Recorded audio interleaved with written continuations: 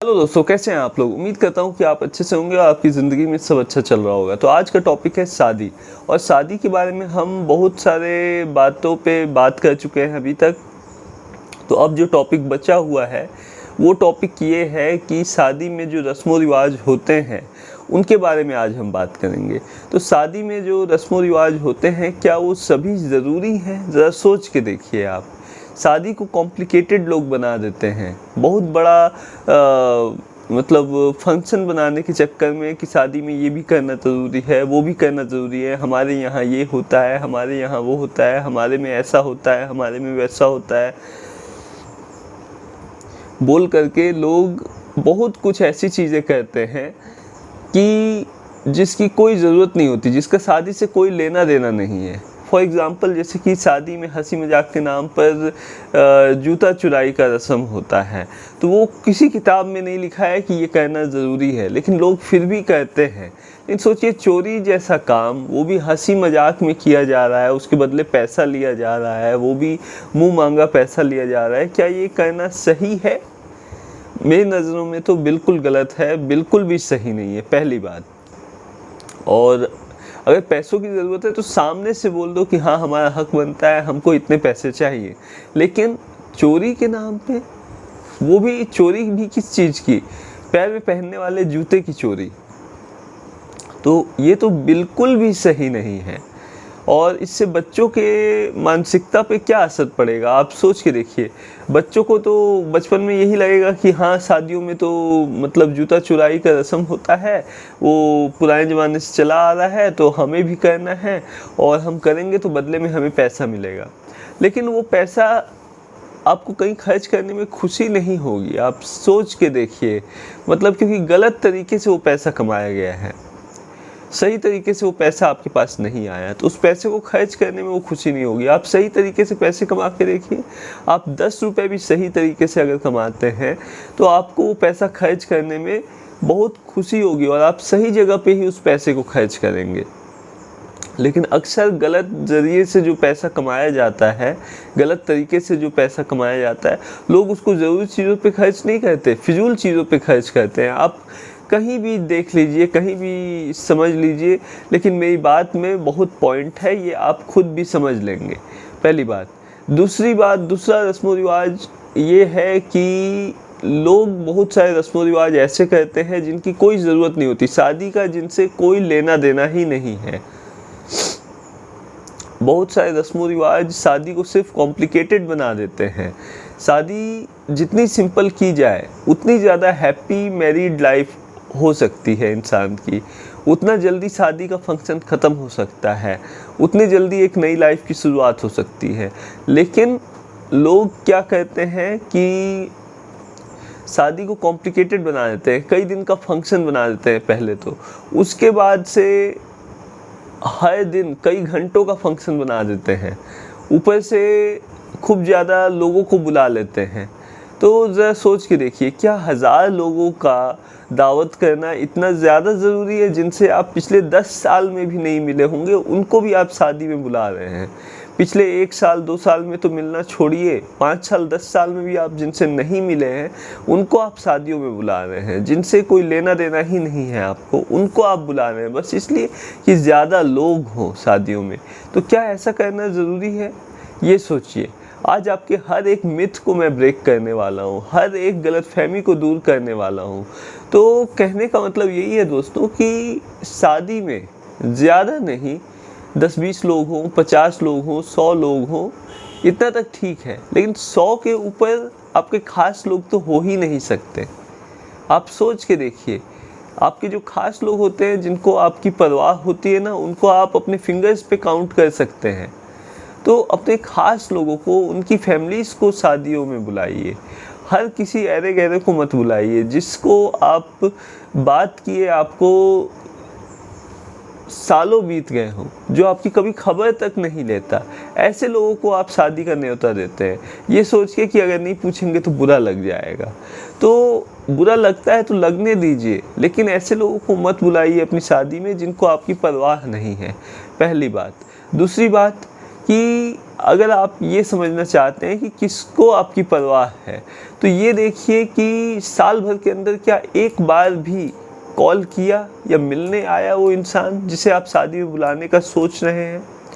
तो अगर उसे परवाह होगी आपकी, या अगर आपकी केयर करता होगा, तो वो इंसान या उसकी फैमिली से कोई भी एटलीस्ट साल में एक बार आपसे मिलने ज़रूर आएगा, या मिल नहीं पाएगा तो फ़ोन में बात करके हालचाल ज़रूर ले लेगा, आप ज़िंदा भी हैं या नहीं इतना मालूम ज़रूर कर लेगा आपसे बात करके।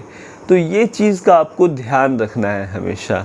और शादियों में जितने कम लोग हों उतना ज़्यादा अच्छा होता है।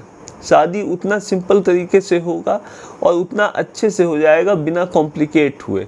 ज़्यादा लोग होते हैं तो वो खुद बोलते हैं कि अरे ये रस्म नहीं हुआ, अरे वो रस्म नहीं हुआ, अरे ये रस्म आपके यहाँ होता है कि नहीं होता है, हमारे यहाँ तो ये रस्म होता है, आप लोग ये रस्म नहीं करते। ऐसा बात लोग करके मतलब बेफिजूल की चीज़ें करवाते हैं और सिर्फ टाइम को बर्बाद करवाते हैं।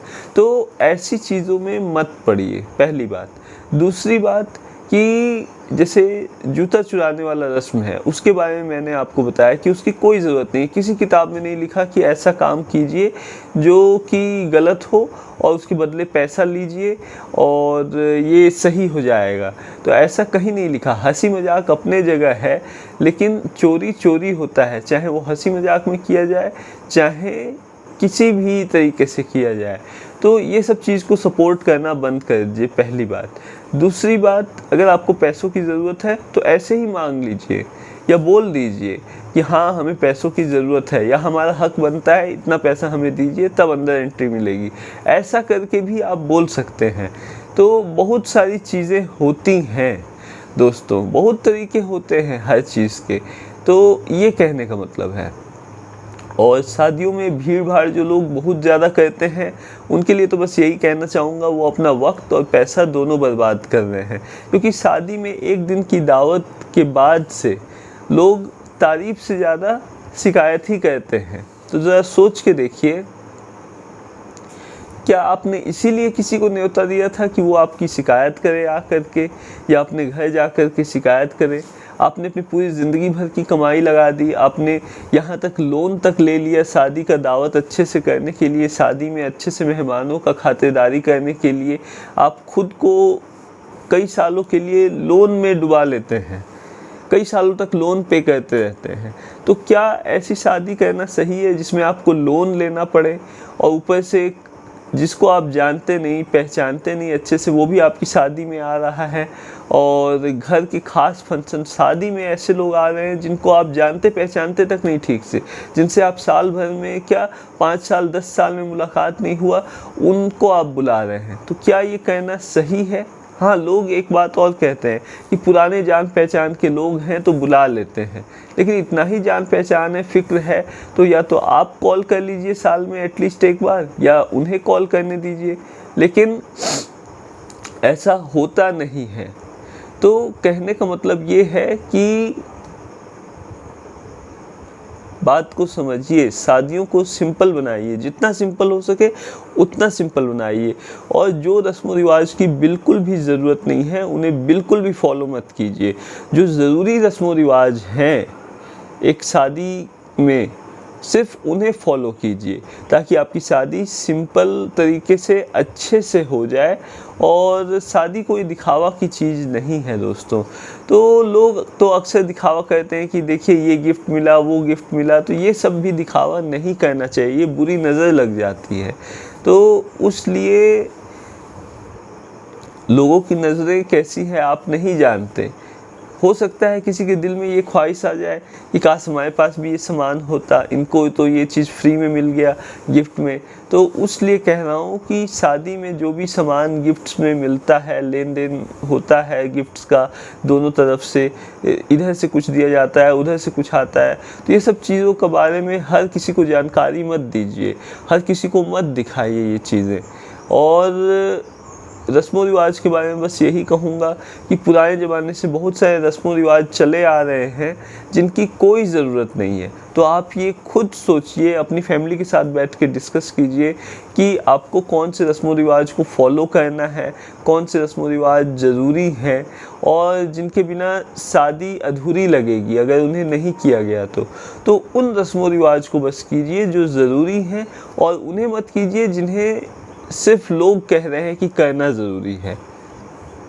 वो करिए जो सच में करना ज़रूरी है, वो मत करिए जो लोग कह रहे हैं कि ज़रूरी है। बात को समझने की कोशिश कीजिए।